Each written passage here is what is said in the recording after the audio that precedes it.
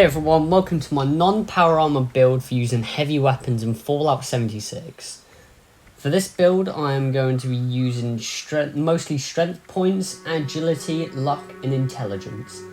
Now I do have more than 50 perk points, but that is because I am using legendary perks, which I will show later on.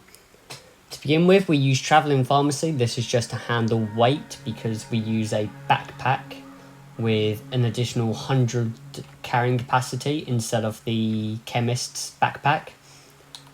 We have non-explosive heavy guns, now do 20% damage, so that's just for more damage with our heavy weapons.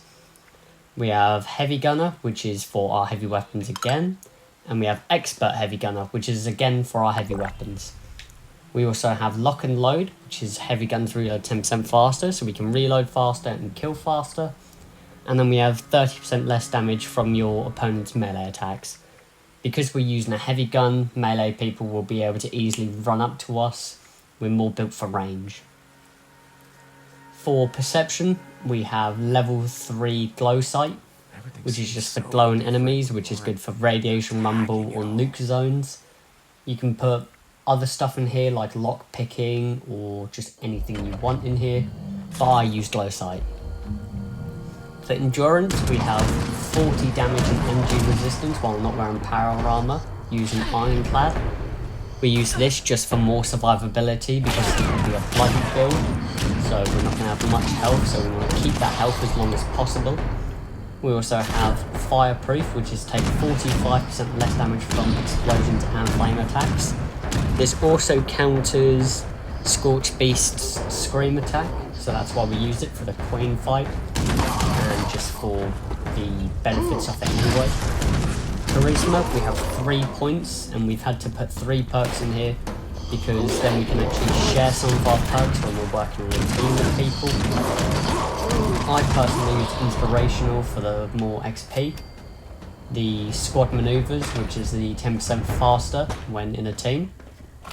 And the Travel Agent, which is fewer caps for travelling. For Intelligence, we have 10 points. We have 3 points in Nerd Rage, which is while below 20% health, gain damage resistance and deal more damage. And because this is a bloody build, we will always be under that threshold, so we will be doing more damage and live longer. We have Demolition Expert as well at level 5. This is for our heavy weapons. If you're going for an explosive weapon, this makes them more powerful because the explosive bullets will deal a lot more damage. We also have Gunsmith, which is guns break 20% slower. This is just so we don't have to keep repairing our heavy weapons all the time. For Agility, we have 15 points. Action points regenerate 30% faster. This is so we can use VATS more and sprint more. Food and drink weights are reduced. This is just to help us out with backpack space, and we've got this at tier 3, so it's 90%. White Knight, your armor breaks 60% more slowly and is cheaper to repair.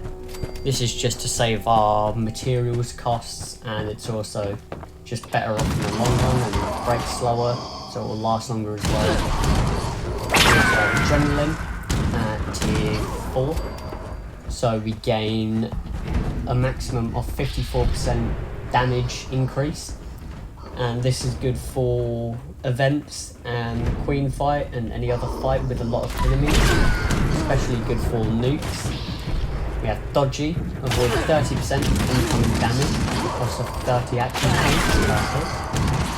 So this helps us with survivability again, because we're going to go low health, so we're going to go full survivability. Doing that means we're going to live longer because less things will hit us. We have Bloodied Mess at tier 3, which is for more damage. So we have 15% more damage there, so we've got a lot of damage and a lot of survivability in this build. That is all we need here.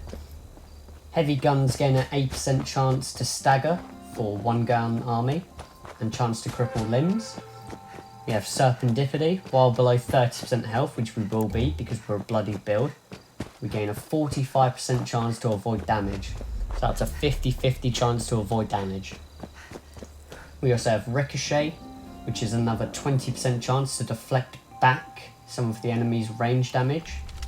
so that's more survivability and more damage we're doing. And then we have starch genes, which we use for just all round keeping our mutations that we use.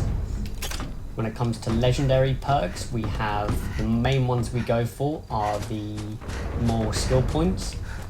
So I've only got mine at levels 2 and 3, but when you get them to max, then you can put skill points here and there and it just makes your build better. I go for intelligence, luck, ammo factory to produce more rounds because we're going to be using heavy weapons, agility and strength. So that's just to help us out so we can have more things used and we can be more powerful.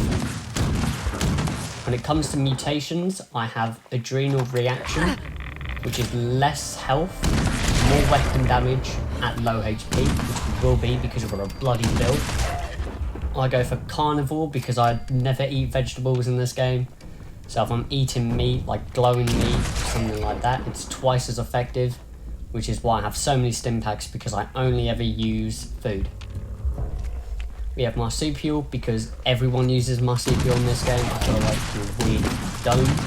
It's more carry weight, more jump height, easier to get around.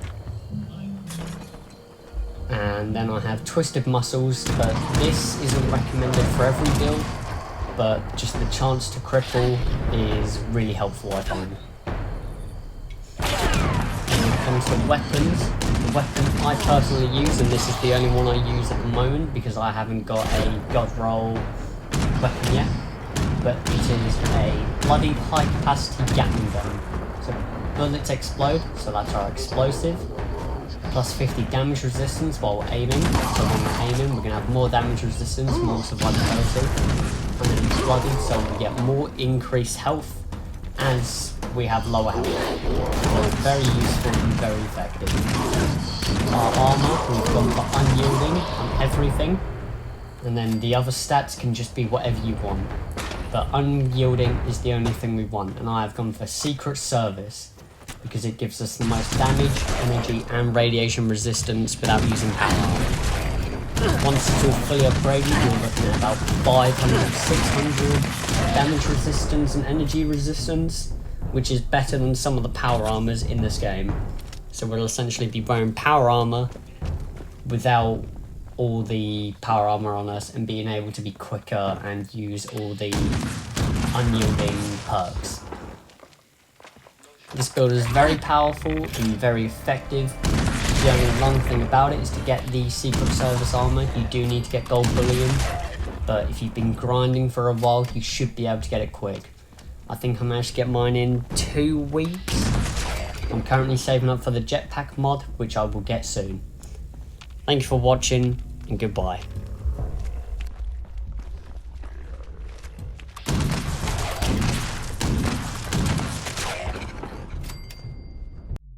Oh, well,